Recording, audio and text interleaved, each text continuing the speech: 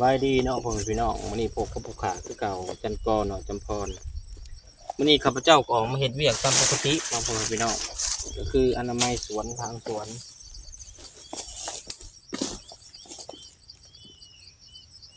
เพราะว่าสวนที่ใกล้นี่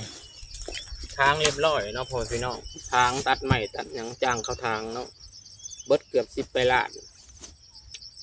แต่เฮาปลูกเครื่องปลูกบ่ทันเนาะสาเหตุที่เครื่องปลูกบ่ทันก็คือแบบว่าเฮานั่นบ่ทันอ้อมหัวแล้วเนาะพ่อพี่น้องบ่ทันอ้อมหัวแล้วเฮาบ่สามารถปลูกเครื่องปลูกได้หลังจากอ้อมหัวแล้วก็เป็นเดือน8เดือน9แล้วเนาะแล้วเฮาก็ปลูกบ่ทันแล้วเนาะมันเป็นฤดูฝนลินเลยเนาะแล้วข้าพเจ้าก็ไปเฮ็ดเวียกอยู่สวรรค์ช่วงนั้นเนาะจึงเฮ็ดให้บ่มีเวลาในการมาดูแลจึงเฮ็ดให้หญ้ามันขึ้น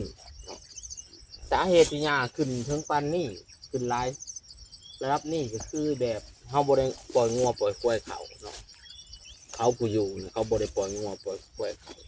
ก็เลยเห็นให้หญ้ามันขึ้นงัวควายบ่ได้เหยียบเนาะปกติหญ้ามันขึ้นถึงปานนี้ให้งัวควายเขามากินเขามาเหยียบเนาะอันนี้ก็เป็นเวียกประจำนะพี่น้องก็คืออนามัยเสียหญ้านี่ก็เสียได้เนาะพี่น้องเขาเสียมาแล้วครับเอาไปให้งัวชนเทิงเสียแล้วก็ส่วนตัวใดมันเป็นหญ้าอย่างดีๆนี่เนาะเขาก็เอาไปให้งัวกินตัวใดมันเป็นหญ้าเถาหญ้าตายแล้วเขาก็จูดนี่คือเรียกประจำเรียกประจำข้าพเจ้าเห็ดเดือนละมื้อบางเทื่อก็เสียหญ้ามันขาเขตนี่เขตประตูหัวนี่เนาะเขตนี้ไปนี่เนาะพ่อพี่น้องข้าพเจ้าสิปลูกกล้วยเนาะเพราะว่ามันอยู่ใกล้แดนแหละมันเสี่ยงต่อการเกิดภัยเนาะถ้าว่าเฮาจะถางและจูด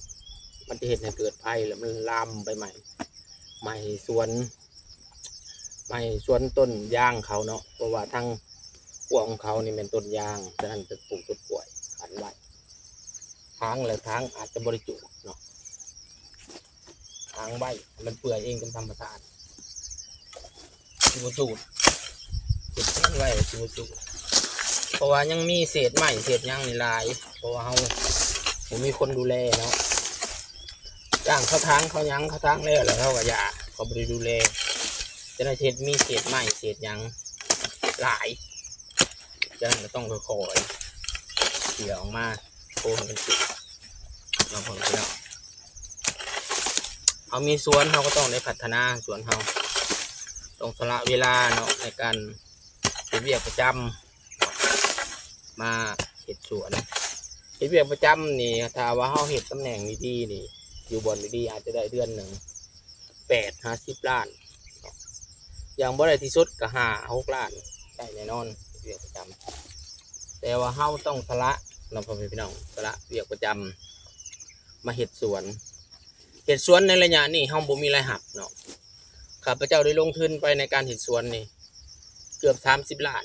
บ่ได้มีรายหับยังเลยแต่ว่าต้องได้เสียสละไปเนาะพ่อพี่น้องขาหันนี่มีขาลักพวกบอน้ำมักจับบอจ้างคนทางบอหันนี่หลายมองน้ำมันมาบอเห็ดสวนเข้าไหลกระเบิดเสียโดยบุมีอะไรหักแต่ว่าจำเป็นต้องได้เห็ด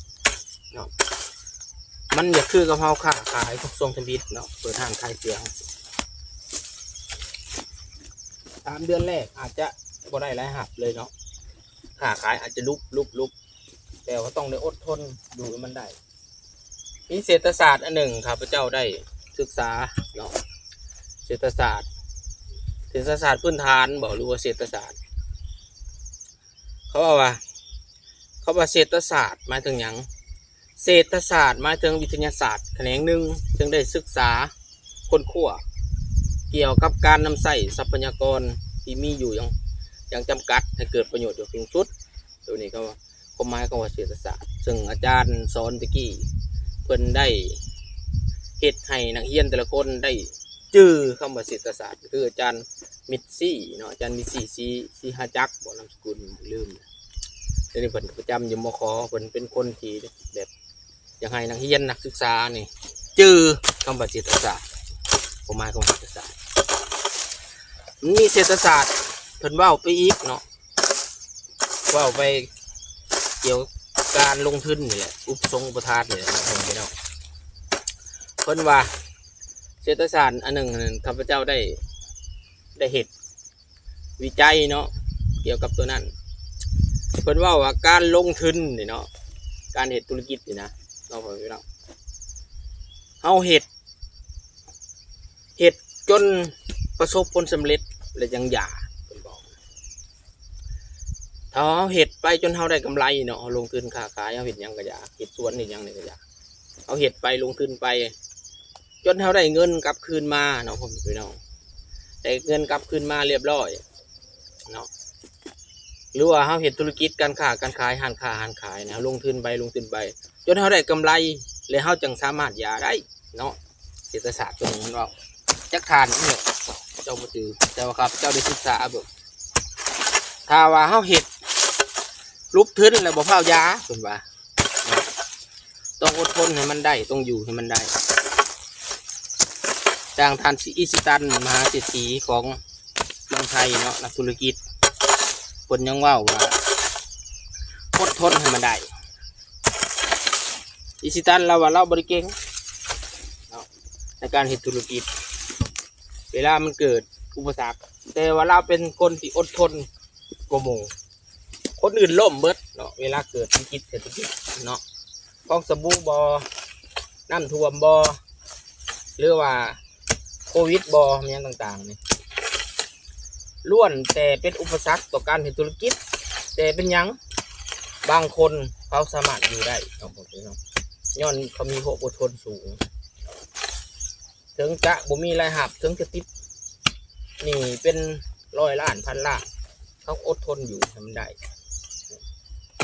ชีวิตกับรักษาตัวเองเนาะให้มีชีวิตรอดก่อนรักษาตัวเองกินข้าวแซ่บนอนรับก่อนอันที่สองมาแล้วก็ตั้งสติหาวิธีแก้เนาะติดหนี้ติดสินเลยสิไปเก็บสิ่งที่ผิดกฎหมายเก็บสิ่งที่บ่แม่นคือว่าแห้งนักกว่าเก่าเนาะถ้าว่าเฮาเวลาเฮามีหนี้มีสินเลยเฮาไปเฮ็ดสิ่งผิดกฎหมายนี่แห้งนักเนาะพี่น้องฉะนั้นเฮาต้องได้คิดดีๆพิจารณาดีๆทุกอย่างมันมีหนทางของมันเนาะทุกอย่างมีทางออกแต่ค่อยๆเฮ็ดค่อยๆพัฒนาต้องมีสติเวลาเฮาเป็นหนี้เป็นสินเนี่ยสิ่งทำอิฐที่บุคคลเหตุก็คือการฆ่าตัวตายการฆ่าตัวตายนี่บ่มีประโยชน์ทั้งเบิดพี่น้องแม่นอยู่เจ้าจะหนีสินแต่ว่าเจ้าอาจจะตกนรกเพราะว่าเป็นการทำลายชีวิตตัวเองร้ายซะเกินสัตว์ได้กับผูกคอตายนี่เป็นกรรมเนาะพี่น้องเป็นเวรเป็นกรรมเป็นบาปไปกันจ้ะการฆ่าตัวเองตายนะครับฉะนั้นระวังที่สุดเวลาเกิดปัญหาอย่างห้ามเด็ดขาดฆ่าตัวตายเนาะอันนี้เป็นสิ่งสำคัญนะพี่น้องมีเรื่องประจำครับพระเจ้าเห็นแต่ละมือเพราะว่ามันขึ้นมาแล้วเขาก็ต้องได้หางแต่ละมือรับสาวถ้าว่าเขาปล่อยไปเนาะโดยบริเหตุบ่พัฒนาบ่มีการทางบ่มีการแห้งขึ้นไปกว่าเก่าเขาเสียเงินลงทุนไปในการทับสาวในการพัฒนาเนี่ยคือว่าเกิดประโยชน์ฉะนั้นเขาต้องเสียสละความสุขส่วนตนเพื่อมาพัฒนาสวนเฮาเนี่ยโดยเฮาบ่ได้ไปทางไหนแล้วแต่ละมือออกมาสวนหาพืชมาปลูกพืชที่ให้และหับเฮานะปลูกเฮาบ่เป็นต้องได้เรียนรู้ต้องได้ศึกษาของพี่น้องบ่เป็นระยะเลยบ่ได้ ทุกอย่างคือการเรียนรู้ไหนปล่อยทางไปตัวนี้ได้มือละหน่อยกระมันทางไปเรื่อยๆแต่ว่าเขาแนมไปเบิ่งจะท่อแนมไปเบิ่งความหลายของหยาของกูใหม่คุณฉะนั้นข้าพเจ้าจะบ่แนมค่อยๆเห็ดเอาเห็ดยังคือกันเบิดเนาะเอาเห็ดเนาะยังคือกันแต่เขาไปแนมเบิ่งปลายทางนี่เขาจะเมื่อยจะท่อฉะนั้นบ่ให้แนมให้เห็ดอยู่ไอ้สำได้กับสำนั่นเขาจะบ่แนมไปทางหน้าเนาะวิธีการของเจ้าบ่แนมไปเพราะแนมมันหลายเลยท่อพี่น้องเห็ดได้สำได้กับสำนั่นแต่ละมื้อมือเล็กมือละน้อยทำเฮาเห็ดได้แดนและยาพี่น้องประมาณนั้นอันนี้